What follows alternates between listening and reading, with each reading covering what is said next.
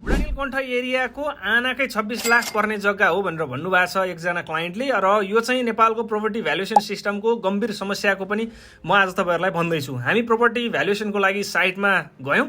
साइटमा गइसके पछाडि सबैभन्दा पहिलो कुरो हामीले साइटको जेनरल लिगल ड्यु डिलिजेन्सहरू हेरिसके पछाडि हामीले के गर्यौँ भने नर्मल्ली गर्ने मार्केट कम्पेरिजन एप्रोचबाट गर्छौँ। त्यहाँ सँगैको जग्गाहरू कतिमा बिक्री भएको छ भन्ने कुरा हेर्छौँ। तर उहाँले के भन्नुहुन्छ भने मैले चाहिँ यहाँ जग्गा 5 रोपनी छ, यसको भ्यालुएसन गर्नुपर्ने हो र मैले आनाको 26 लाख रुपियाँमा किन्दैछु भन्नुहुन्छ यो एरियामा।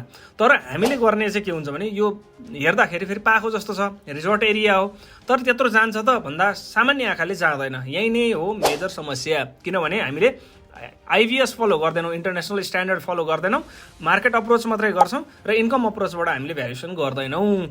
यो मेजर समस्याले गर्दाखेरि चाहिँ अहिले धेरै नै च्यालेन्जिङ भएको छ। यो एरिया तपाईँहरूले ठ्याक्क यो याद गर्नु होला, बुढानीलकण्ठ एरियाको आनाको 26 लाख जान्छ कि जाँदैन भन्नु होला। र तपाईँहरूको पनि यस्तो ठुलो प्रपर्टी छ भने मलाई कन्ट्याक्ट गर्नु होला प्रपर्टी भ्यालुएसनको लागि।